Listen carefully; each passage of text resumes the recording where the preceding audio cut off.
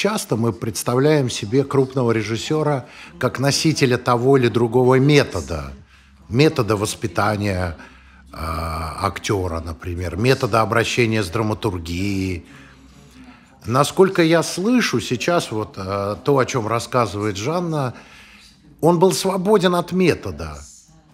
Возможно, он сочинял спектакль, и для спектакля сочинял метод. Как он работал с актерами?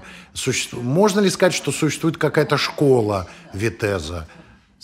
Была ли такая школа? Я знаю, что он преподавал какое-то время, по-моему, я могу ошибаться, в консерватории парижской. И долгое время он возглавлял театр Шайо. Longtemps, il a été à la tête du théâtre de Chaillot. Oui, alors effectivement, конечно. il a été professeur au conservatoire Он преподавал в Национальной консерватории драматического искусства. C'est un peu ronflant. Такое очень... De 67 à 81, je crois. Название красивое, с 67 по 81 год, мне кажется. Il a créé des écoles dans les théâtres où il était à Ivry. Il a été à Ivry, dans cette banlieue du sud de Paris, où il avait créé une petite école, l'école d'Ivry. Quand il a été à Chaillot, il a aussi créé une école. Donc il était très soucieux d'allier la direction du théâtre et la direction et la mise en scène avec une école. Ça, c'était très important pour lui de ne pas se couper de la pédagogie. Да, он создавал в тех театрах, где он работал, он создавал актерские школы. И когда он работал в театре в Иври в пригороде Парижа, и когда он руководил театром Шайо, у него всегда была актерская школа, и он считал, что это очень важно соединять руководство театром, режиссерскую работу и воспитание актера, создание. А что он ставил вот во главу угла воспитания актера? Qu'est-ce qui était pour lui le principal dans la formation d'un acteur? Может быть, стадии его воспитания. Тем более, что Жанна, как актриса, возможно, прошла школу у своего отца. И она может об этом рассказать более лично. Alors moi, non, moi je n'ai pas été son élève. Нет, я не училась у него. Интересно, это интересно. Je n'ai pas été son élève, je n'ai été que sa fille. Donc j'ai travaillé beaucoup avec lui, mais sans avoir été son élève.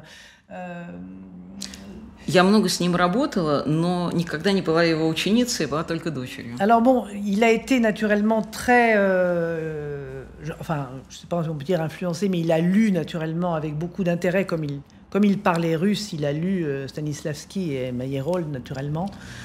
Ну, он с большим интересом, не знаю, можно ли сказать о влиянии, скорее он питался этими текстами. Он читал и Станиславского, и Мейерхольда, потому что он умел читать по-русски. Mais peut-être qu'effectivement, vous avez raison, il s'en était non pas détaché comme une sorte de divorce, si je puis dire, mais il avait sans doute effectivement inventé quelque chose, et vous avez peut-être raison de dire qu'il inventait quelque chose à chaque spectacle. C'est possible, je n'y avais pas réfléchi comme ça, mais c'est possible. En tout cas, il n'y avait pas du tout, par exemple, de travail à la table. Jamais. J'ai travaillé, moi, à Paris, avec d'autres metteurs en scène que lui, avec des gens qui avaient des dramaturges. Il fallait avoir lu 20 livres avant de répéter le spectacle.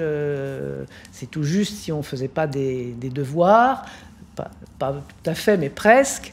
Voilà, c'est une méthode de travail que je ne critique pas, qui est telle.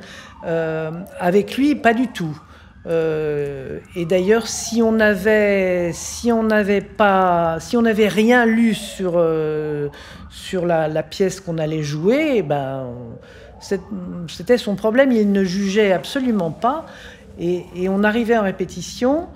Et on y allait. On allait sur le plateau et c'était ce qu'on appelle maintenant peut-être... non, c'est pas une écriture de plateau, parce que l'écriture de plateau, c'est vraiment l'écriture, mais c'était l'écriture des corps au plateau tout de suite. C'était l'écriture des corps au plateau qui était immédiate, et c'était un travail de renvoi perpétuel entre les acteurs et lui. То есть получается, что он читал этих авторов, но потом как-то оторвался от них. Не то чтобы поссорился, не только разошелся, а именно оторвался и шел своим путем. И вы, наверное, правы. Действительно, я никогда об этом не задумывался. Наверное, он действительно придумывал свой метод для каждого спектакля. Каждый раз заново создавал. Но, во всяком случае, в его театре никогда не было читок за столом, никогда не было вот этой работы. В других театрах я работала с другими режиссерами. Там часто бывало очень строго, было заведующей литературной частью. Нужно было читать много книг, чуть ли не задания готовить, работая над текстом. И без этого невозможно было себе представить. Но у него была другая система. Я не сужу, какая лучше, какая хуже. Но он никогда не предъявлял никаких претензий, если ты не читал заранее до этого про этого автора и не готовился к репетиции. Он никогда за это не упрекал, а просто начинал репетировать. И начинал репетировать сразу на сцене. И на сцене сразу происходило, не могу сказать, что это было письмо на сцене, потому что текст не создавался, но это было телесное письмо, то есть игра актеров сочинялась сразу на сцене, и это было постоянное взаимодействие, постоянный отклик, взаимодействие между актерами и режиссером. А сцена в этот момент уже была выстроена как сценография, или это была пустая сцена? Pendant ces répétitions, le plateau, c'était déjà un plateau avec la scénographie, un plateau construit où le plateau était vide.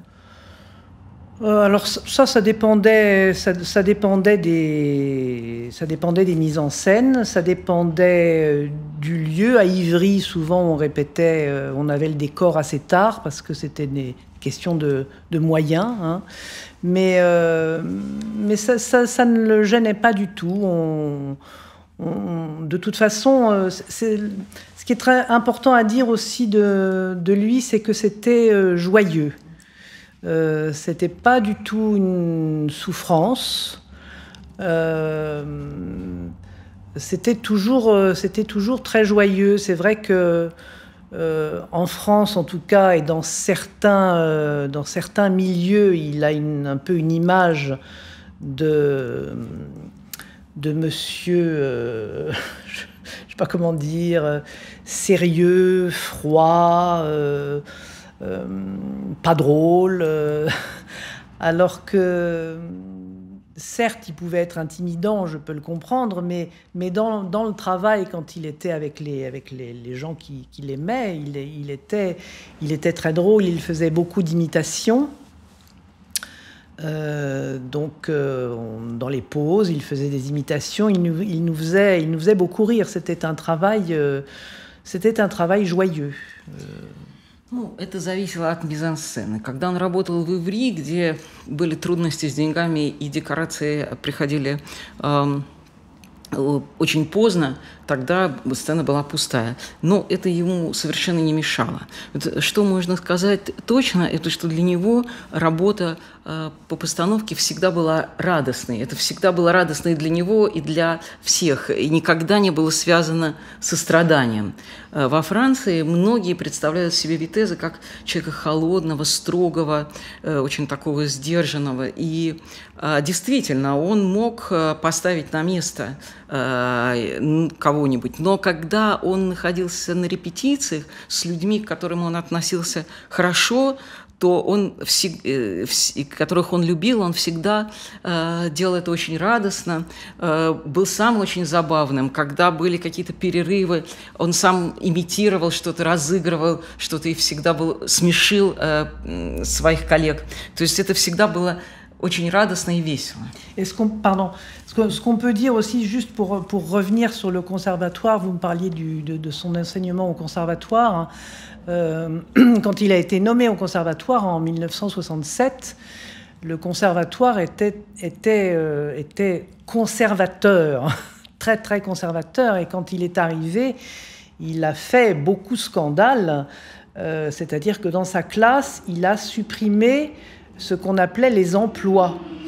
C'est-à-dire que les jeunes filles qui étaient un peu petites et boulottes ne jouaient que les servantes.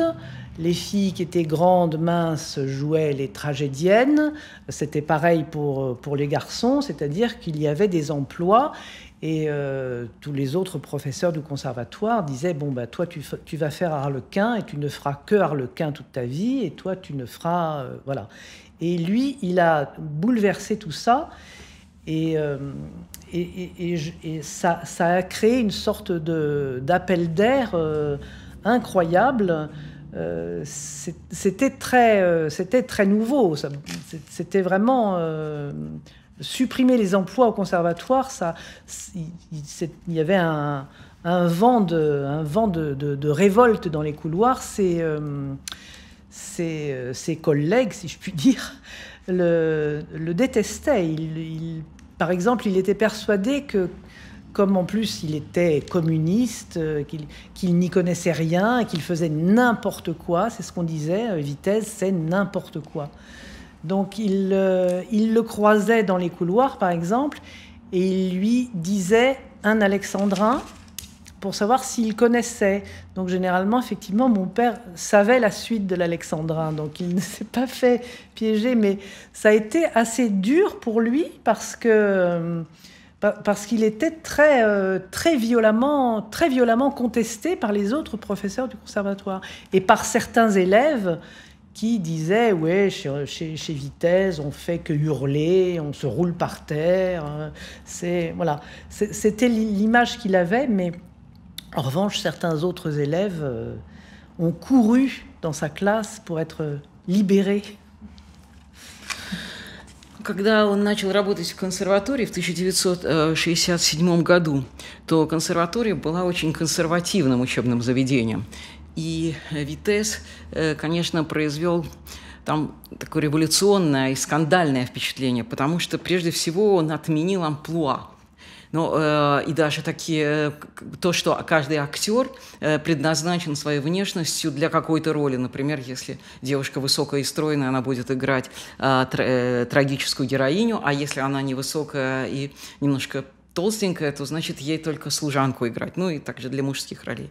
Такие же были принципы. И он отменил это, и это был как глоток воздуха в этом уже довольно застывшем таком заведении, как некоторое восстание. Но многие коллеги осуждали его за это и даже не любили, потому что считали, что вот он коммунист, и что он ничего в этом не понимает, и вообще занимается всякой ерундой, непонятно, что делает.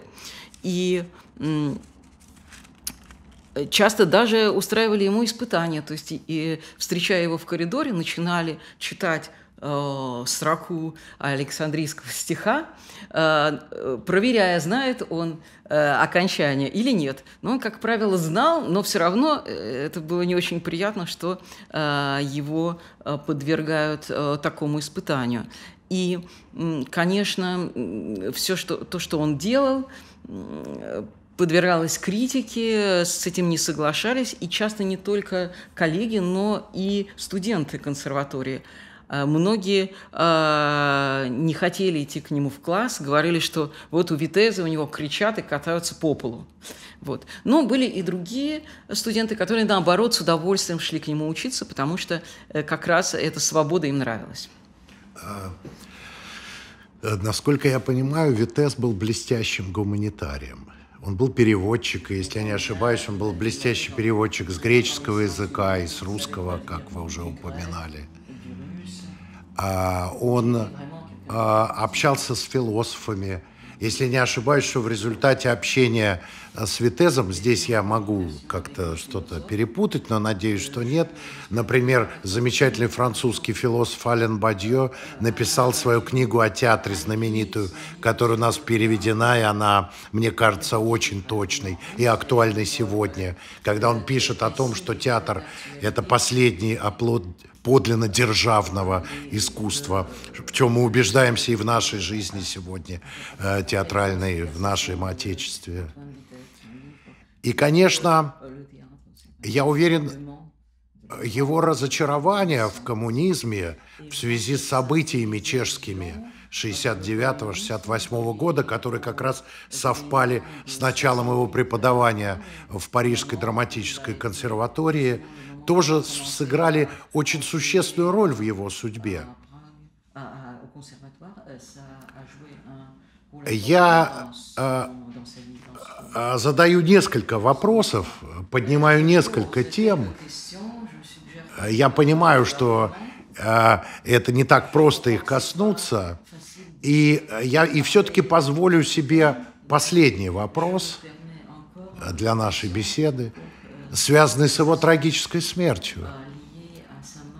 Он умер в 58 или в 59 лет, если я не ошибаюсь. Очень молодым человеком. 59 лет. Очень молодым человеком. Что случилось? Как... У него был аневризм. Болезнь. Да. Просто скосился. Да. Et on nous a dit que c'était congénital. Нам сказали, что это было, что это врожденное, и что это не связано с каким-то заболеванием, что это генетически обусловлено. И вдруг это так сработало. И он же в этот момент должен был возглавить как генеральный администратор, или как это принято называть во Франции, Comédie Française.